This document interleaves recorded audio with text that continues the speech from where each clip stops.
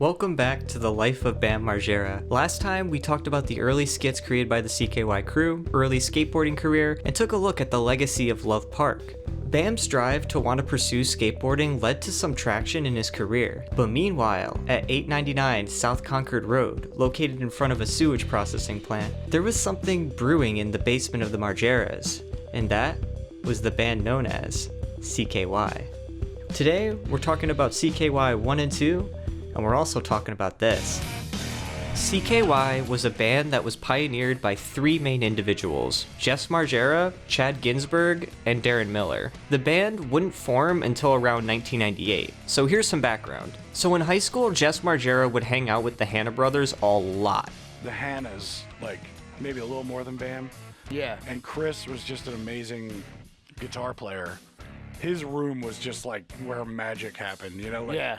So yeah, I have Chris Hanna to thank for like introducing me to like Bowie, Lou Reed, AC/DC, Pink Floyd, Zeppelin, you know, like. Hell yeah. And when he started playing guitar and getting like really good at it, then it just made me want to jam with him. And like, you know, I knew a little bit about drumming from my uncles, you know, like Matt and Dan, well, Shitbird. And, Yeah, and everyone's like, who's Matt? Shitbirds. But he also played for a punk band called The Boyles before the band went by that name. Jess took drumming influences from the likes of Primus and Clutch. Darren Miller started playing the guitar at the age of 8. He was infatuated by Ace Frehley of Kiss. Darren always wanted to be a musician. At a young age, he actually made a fake cardboard record for a band called Illuminous. Darren grew up in a very small town called Marlton, New Jersey. Darren hated it. There's a backstory to Marlton growing up that pretty much fucked me up for good. Forever. Darren's music taste would grow more into the metal genre, with the likes of Metallica and Ozzy. This would later grow into a love for underground death metal, including the likes of Nocturnal Fear, Incantation, Malevolent Creation, Vicious Circle, and Moral Decay. Miller's father decided to move to Westchester, a decision that Miller supported. He even got an option between two high schools to transfer to, which winded him up in Westchester East High School. Miller was prone to depression and apathy in his studies. As a result, his grades suffered and required him to repeat 9th grade while in 10th grade. In high school, Darren created a cheesy glam metal band called Aches and Pains, spelled like this. So you ended up in East High School, and what grade? It's kind of hard to figure it out because I was so depressed in 9th grade in New Jersey. My grades literally were 2 D's and 4 F's. That sounds familiar. My grade point average. Jess and Darren bonded by making fun of their oblivious math teacher, who had a liking for drawing the number 8. And started drawing 1. And I'm just thinking, why am I in here? So me and Jess would make fun of her like so badly. Like I used to actually call out to her. Jess mentioned he played drums, and Darren was reluctant due to his age difference, but was willing to give him a chance. This led to the fabrication of Foreign Objects. Foreign Objects was in the following battle of the bands, but lost due to their growling vocals. The group would always meet in Jess's basement to create music. The basement sucked.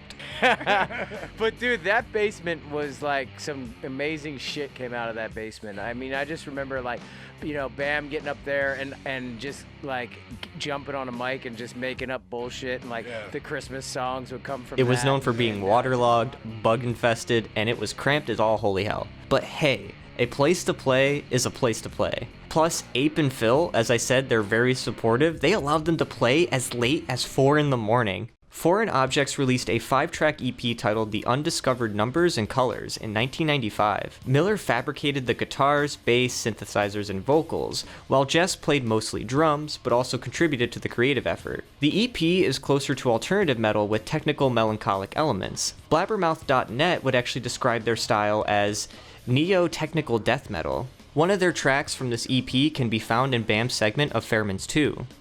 Darren stated that The Undiscovered Numbers and Colors was intended to be released as a full-length album, but due to Margera suffering a broken arm in a car accident that we talked about already, they were unable to complete the record to do so.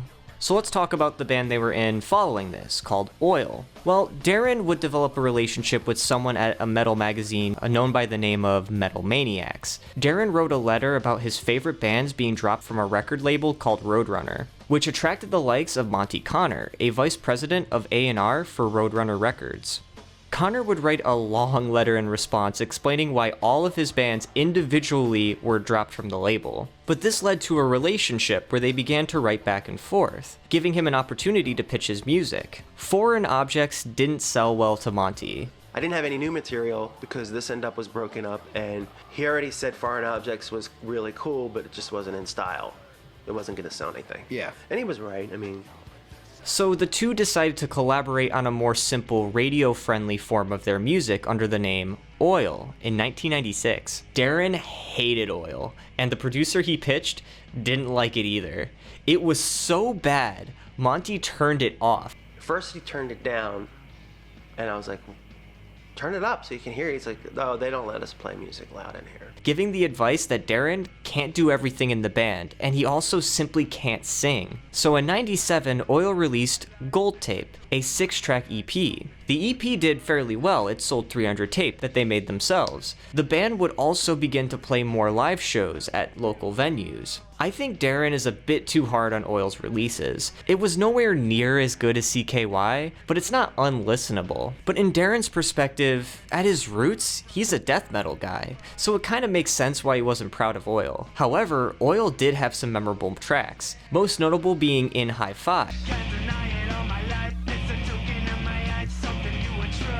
which was remastered in CKY's Volume 1 under the name Human Drive in High Five. By '98, the band grew, adding bassist Ryan Bruni, who they met while working their day jobs at UPS. Oil was on the brink of being dissolved following the entry of Chad Ginsburg. Chad Ginsburg would be the oldest in the band. Prior to meeting the group, he was part of a rock band known as Rudy and Blitz. The band was sold to Rough House Records in '95, but due to issues with the deal, the album was shelved and Ginsburg was down to square one. Chad ended up traveling to California to try to get his CD signed. However, he ended up running out of money and he had to move back to Pennsylvania. He wound up working for a 2-inch analog studio known as The Groundhog in Holland, PA. This is where he met his future bandmates, who were looking for someone to work on a demo for both Oil and Foreign Objects. Ginsburg pitched the idea to combine elements of Oil, Foreign Objects, and Rudy and Blitz to create a new project for the group. He told me in his senior year, and we had already taken him around to colleges, and we looked at everything,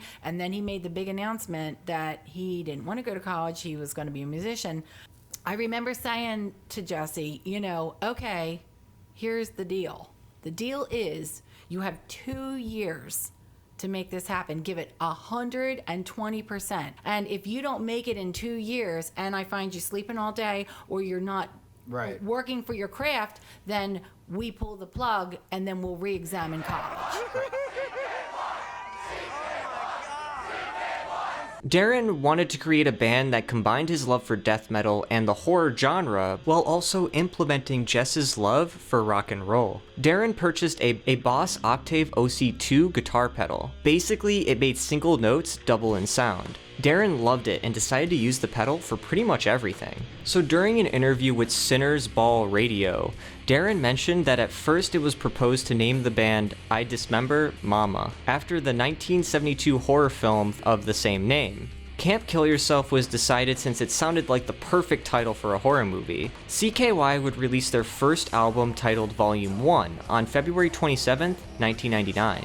The album costed about $15,000, which was funded by Miller's father. The lyrics for CKY songs would have a foundation of storytelling and fantasy, featuring themes of depression, the media, deformity, and emotion. Their first single, 96 Bitter Beings, was their only single for the record. It told the story of a small fictional town of Hellview.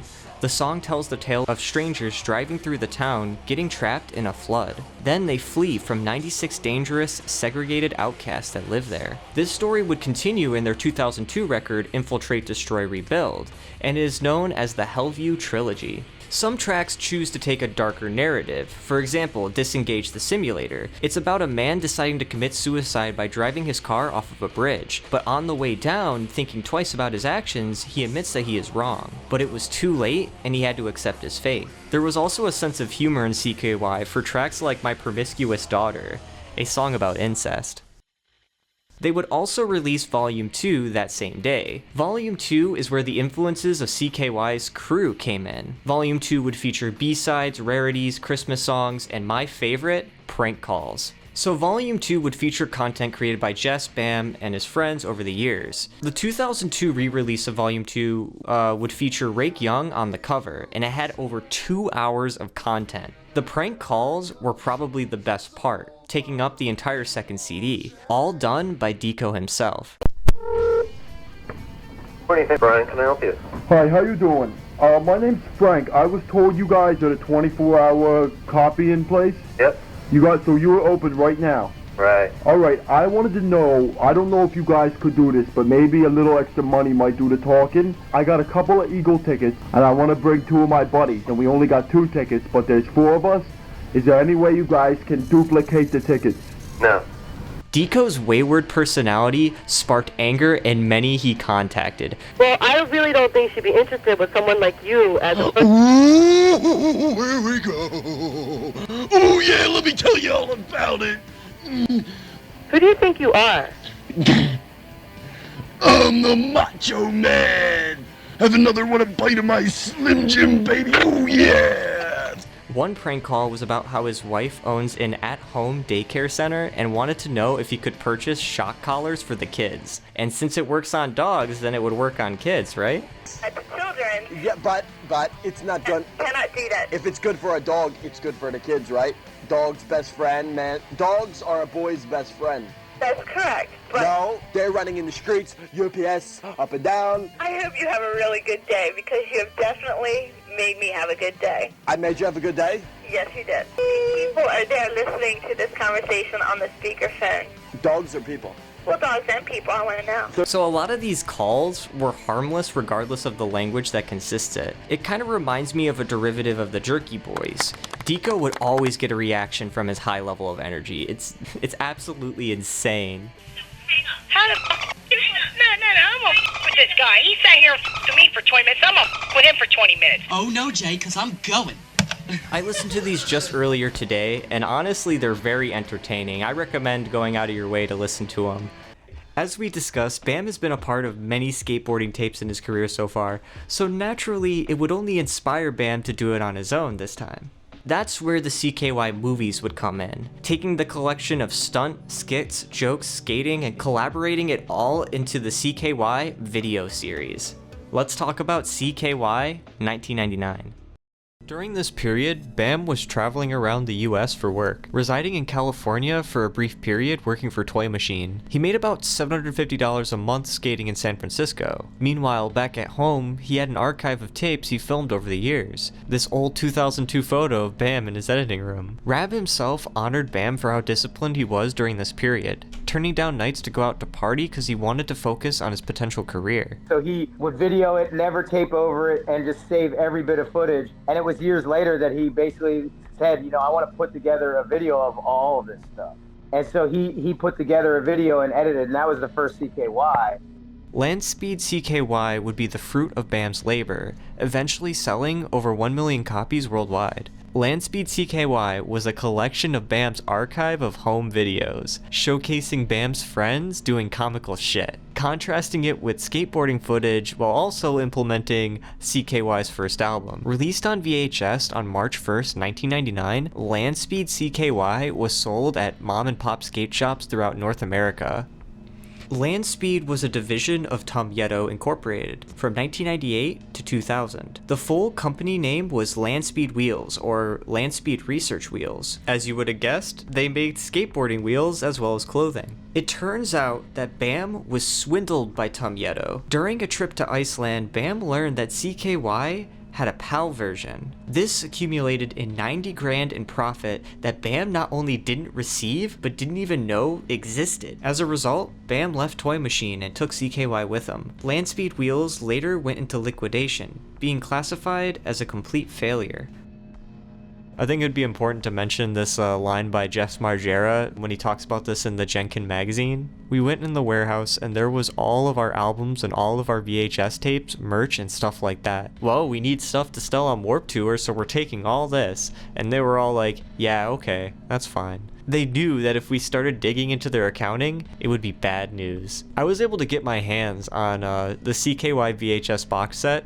Here's credit to the person on eBay. Released in 2002, it featured CKY 1, 2, and 3 and the documentary. Landspeed CKY's VHS would feature 25 minutes of bonus footage. My name's Scott Bradford. I'm 19. I'm gonna be 20 like December. The introduction welcomes you with the track Human Drive and Hi-Fi. Right off the bat, we are introduced to various stunts and skits credited to the cast. The skate segments featured the likes of Carrie Getz, Mike Maldonado, and Bam Margera skating in various locations. It also features footage at the Tampa Pro event while 96 Quiet Bitter Beings played in the background. This movie is where we were introduced to Rake Yohn. Rake Yohn was a major member of the crew. He was a few years older than Bam, being born on January 20th, 1975. Rake would first know of Deco through his sister and younger brother. One Saturday morning, Deco hit up Rake to come out for filming at Penn State, which later became the Army and Legend of Football skits in Landspeed CKY. Rake is known for being a long-haired metalhead, a future chemist, and most notably, his great disdain for mustard. Why do you hate mustard so bad? Because I always fucking hated it my whole life. And art would fuck with me. Yeah. It's the whole combination of the chemicals that are in the seeds and the nasty ass fucking vinegar. I just didn't like it. I didn't like it in my sandwiches. I didn't want it on me. My feelings on Landspeed CKY are kind of mixed. I love the bit of Deco cursing this innocent dude on the phone, just accusing him of saying lewd things to his wife. And I pushed star 69 and I've got you. Now who told my wife? Who said that to my wife? Was it you? I have the police's phone number. This bit was just hilarious because Brandon just goes off on this guy. One of the many Deco off-the-cuff comedy segments. A CKY staple would be their shopping cart stunts. While Lost in Contraption played in the background, the crew launches each other using shopping carts. While sprinting at full speed, someone rides inside it. They deliberately launch each other into the curb, resulting in a pop. So some of these shots were filmed in various parking lots, including at the Acme grocery lot, which is where Phil worked. The shopping cart stunt is probably the most reoccurring CKY stunt in the series, which also featured in Jackass Episode 1, but we'll get into that in a little bit. The CKY edition includes a few more shopping cart slams, some replays, and there's a shot of Deco talking to the police. There is a lot of funny, miscellaneous shit. Okay, so there's this title card that plays for like a quarter of a second about thanking Def Leppard for the song bit they used. They followed a list of people he knows that shit in frivolous locations. There was also just plenty of violence, both playful and just straight up brawling. There was a recording of a cat fight that was happening outside of a venue. Some of these situations I just want to know context for. The tapes are cult classics. However, I still had some problems with it. They're not perfect. I think some of these stunts would be seen as a bunch of juvenile delinquents practicing one-sided humor with no level of thought into the morals and values of the bystanders being affected. It's one thing to do an innocent, harmless prank, but it's another if you're throwing a dead body off of a bridge onto the windshield of a truck driving past. You know, so some of the CKY pranks were likely to be staged. The dead body bit was probably one of them. Many believe that the truck that hit it was probably Deco's red Ford. I don't know, man. Even if it is staged, I feel like it just still goes a little bit too far, you know? I digress. There's also that time where Brandon orders a large drink at Wendy's and launches it into the worker's face and then just drives off. I mean, just come on, dude. Just leave the fast food workers alone. It's like the worst job on the planet. They deserve at least a pass. Like, the tape also had some outdated jokes that just kind of make me cringe. Like, Bam spazzing out in front of strangers just comes across as embarrassing. The credits would play All of You, which they have Darren duct taped to a pole, and it looks awesome. The VHS, as I said, featured 20 minutes of additional random content. This included Deco trying to sell dictionaries and encyclopedias, Bam asking a stranger if he knows what shit is, but asks in the context of it being a location. Deco ordered a burger with no meat on it, then complained to the clerk that they didn't put meat on it. There was a really old shot of Bam chugging a Coke, and just old home videotapes of antiquing, high school skits, and moments that are featured throughout Bam's career and also the CKY documentary. Landspeed CKY was seriously ahead of its time. This was before the rise of smartphones where you needed a decent amount of money and skill to use a camera. CKY was just a group of teens getting together doing stupid shit. However, it was created with passion, hard work, and creativity. It was able to stay interesting and relatable to the rebellious attitudes of the skateboarding community. The film really got non-skaters into the world of skateboarding, not to mention having an exclusive soundtrack by a band of the same name. CKY is simply just a must-see. But speaking of CKY, they actually attended Warped Tour 1999. The crew were commuting in Chad's 1988 Chevy Astro minivan. CKY wasn't on the tour but snuck into playing thanks to Volcom. We weren't even officially on the tour. We snuck onto the tour because we had our friend's band.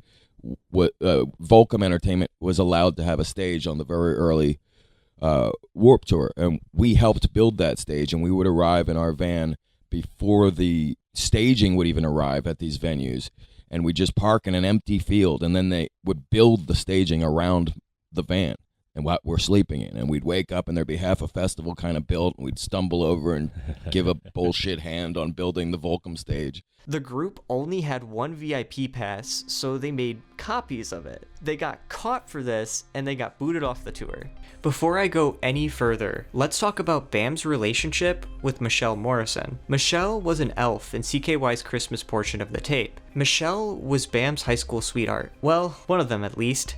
Her documentation was found throughout the pages of Sirius's Dog Dirt. Bam even marked all the times that they had intercourse. There's not a lot of content out there featuring Michelle that I can find. I was able to find footage of her helping him pee. I don't even know if I can show that. We see so many pee spots as dry cleaners. Because, like, men don't, shake it all out and then they put it back in. It's at the bottom of the tail in the shirt. Sick. Yep. No. Give it to me. Ultimately, Michelle cheated on Bam during senior week. Bam was devastated and furious. His anger is expressed on page 51 of Sirius's Dog Dirt, where he stated, "The benefits of drinking is the stories you get from the aftermath. Sober stories and sober songs fucking suck. The last time I drank Jameson, I broke the fucking courthouse window with my bare hand because of a selfish bitch, and I was fed up. I'm selfish too. It hurt real bad. Then I went to the hospital, but it's healed now, and I'm laughing."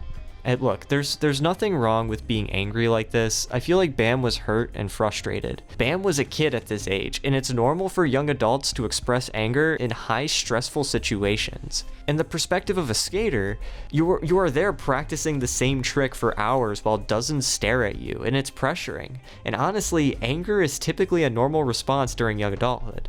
Personally, I think it becomes an issue when you reach a certain age and that kind of behavior persists. The long-term effects of Michelle's and Bam's relationship can be pointed out on an episode of Radio Bam, where Bam would actually call her out for being verbally abusive towards Bam's weight. The long-term of this event is mentioned by Bam during a series of Instagram posts on his rehab experiences. During his first introduction in front of other patients, Bam stated this: "I had my first beer at age 21 while Michelle Morrison cheated on me at senior week. I was in love with her and heartbroken, so I had some beers because it stopped me from crying all day, but didn't like the taste. At age 16, I was already pro with Toy Machine skateboards. At 17, I made a video called CKY, which sold 1 million copies through the word of mouth, and brought my parents a new house and bought myself a red Ferrari Moderna and 2 Audi S4s. Now remember, this whole situation is from Bam's point of view, so it's uncertain, Michelle's perspective on what happened in this relationship, but I don't really know. Now let's move on to talk about a key influencer. Joe Franz. So Joseph Franz was on set for a film called Bikini Bandits. Bam Margera approached Joe after learning of his possession of a 35mm film camera. Bam first mentioned CKY. It turns out Joe heard about the movie during a showing at an art gallery that he worked at. Bam then pitched a proposition. Bam wanted to make a music video for CKY's 96 Quiet Bitter Beings. He had $5,000 in his bank account and he wanted to use it all towards making the music video. Film cameras aren't like your average modern day digital camera. Flash memory cards are reusable, more durable, and can hold up to thousands of hours of HD content. But film was kind of different. Film cameras captured much more resolution than digital cameras. At the time, film reels were about $100 for 2 minutes and 45 seconds of footage. Film, however, isn't reusable, so whatever shots that are taken have to be executed perfectly in one single take. Bam reassured that the music video will become an MTV success. Joe was doubtful, but he was still willing. Joe would request a script from Bam. Bam didn't have one. He had it all planned out in his head. Joe asked about permits and insurance. Bam had no idea about that. However, he wanted to do it regardless. They do the music video, and Ryan Dunn got arrested. Bam's success with CKY and skateboarding led to a more disposable income, and with CKY being more established, the shenanigans would only get grander. CKY2K would have a similar format as CKY1, a video collage of outrageous stunts and jokes that appealed to the skateboarding counterculture of the early 2000s. CKY2K was released on May 22nd, 2000. There was a DVD and a VHS version that had very little difference. However, the DVD would get discontinued. One reason being copyright and another being the indecency of a minor. The third has to do with the publisher Slam going under, but we'll talk about that at the end. So this is the VHS rip that I have. Starting the movie off with Bam smacking Rab in the head while he's sleeping. You'll notice the change in editing, structure, and just overall quality. CKY2K would take more of a risk with its use of copyrighted music, something Bam could have cared less about. The opening track for the film was Du Hast by Rammstein. Other tracks include songs by Aphex Twin, Malevolent Creation, Anal Cunt, In Flames, Orbital, Eiffel 65, and the most notorious being Hyper Ballad by Bjork. CKY2K would feature the cruise trip to Iceland. This segment includes scenes of them swimming in a hot spring, off-roading, Jess holding on top of the roof of a car at over 100 miles per hour that his mom did not approve of, skating, and plenty of aesthetic shots. So Bjork lives in Iceland, and that's why they used her track. The crew actually visited right outside of Bjork's house. Bjork's house. Bjork! She's in there. What's going on? There she is. That's Bjork right there. Where? So following the use of Bjork's track, the shot would jump cut to Deco taking a shit at 2:45 a.m., which establishes a jackass-like moment. So this scene features a prank where Deco takes a wad of his shit, sneaks into Ryan's room, and puts the feces on Dunn's face. Naturally, Dunn was pretty pissed about it and considered violence. Bam, being a loyal friend, recommended putting jelly on Deco to get back at him. Jelly? The guy put shit on my face, and you're talking about jelly.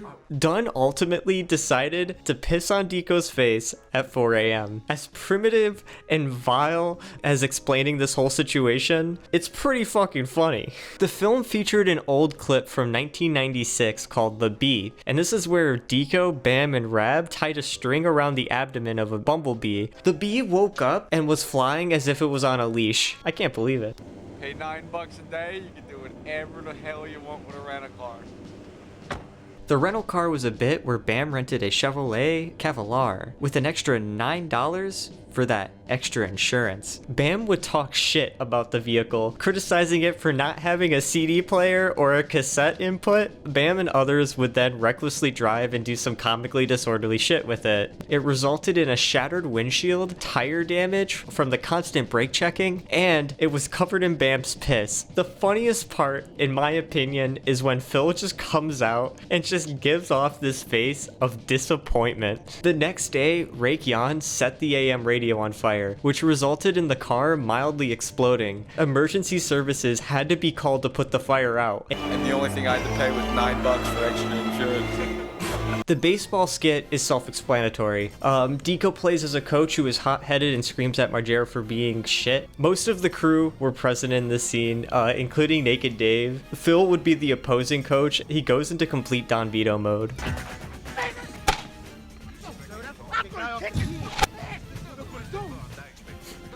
Bam spent a little bit of his youth playing baseball. He was a shortstop, however he got hit in the head with a ball for being too busy thinking about skateboarding. A Fat Fuck was a stunt done with bubble wrap and plus size 60 pants. This was where Deco and Bam tried to skate, push each other, play in traffic with these giant fat suits. This stunt is also highly remembered as being a part of Jackass Volume 1. Brand's freestyle rap is a rap rib done by Deco in a Chinese accent. It's clever and catchy, but it's definitely offensive for today's standards.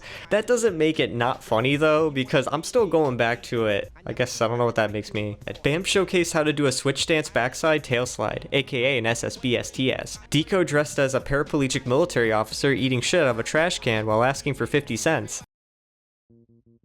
So Bam and Deco at the end of 1999 participated in the Hookups 1999 tour. This tour would be documented in the 2000 tape, Hookups Destroying America. They gave Bam his own slot 12 minutes in. Bam was sponsored by Nike during this tour. I really enjoyed this tape. It had hilarious anti-cop humor, destruction of property, plenty of skating, but my favorite scene is about 29.5 minutes in, where Tony Hawk is in the movie, and he plays a role as a team member at Pizza Hut. He basically smokes a cigar in one hand, drinks a 40 in the other while fucking skating, while Gin and Juice by Snoop Dogg played in the background. I'm laughing my fucking ass off, dude. So during that tour, there's a clip where the crew lit fireworks inside of a van, and that was featured in CKY II.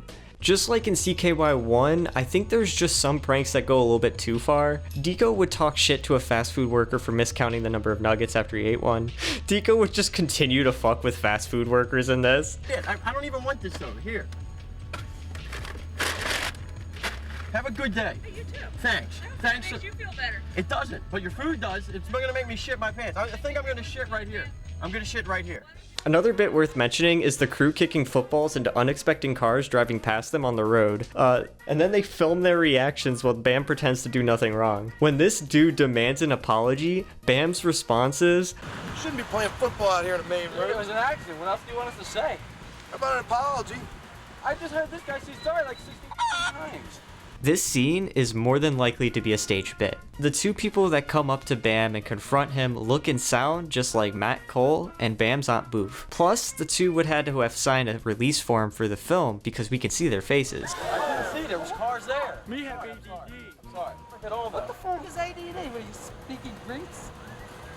So I saw this conspiracy in an old forum post from 2003. However, I want to debunk these conspiracy theories because these moments are way too far in between. Most of the pranks and stunts are completely real. Like, Bam jumping off of a building into a hotel pool is credible enough for me. Even when cameras are turned off, the CKY crew are doing ridiculous shit like this to each other. But the stuff that you saw, especially on our CKY movies, no, that's pretty much how we lived. Yeah.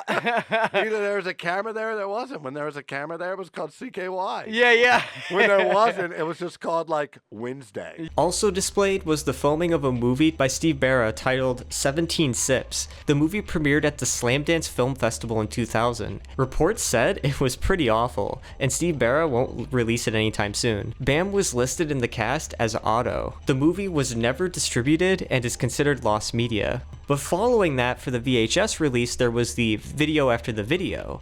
This is where all the extras for the film are located, and I think the extras are a lot more compact than the original. However, I'm not going to go into details this time. I need to go on. I need to move on, guys. It features the time Bam got Ryan G to fucking light his chest hair on fire, so I want to at least mention that. But anyway, CKY2K would be the most controversial in the series. I believe this for two reasons. One was due to copyright, and the second was due to the indecency of a minor. There was, her music was in there in that Iceland part, Slam Distribution, who was who was distributing our DVDs at that point, they went out of business, and so they were basically a huge warehouse full of DVDs. And Phil went over, Bam's dad, Phil went over and got all these. So he literally had like a garage full of DVDs.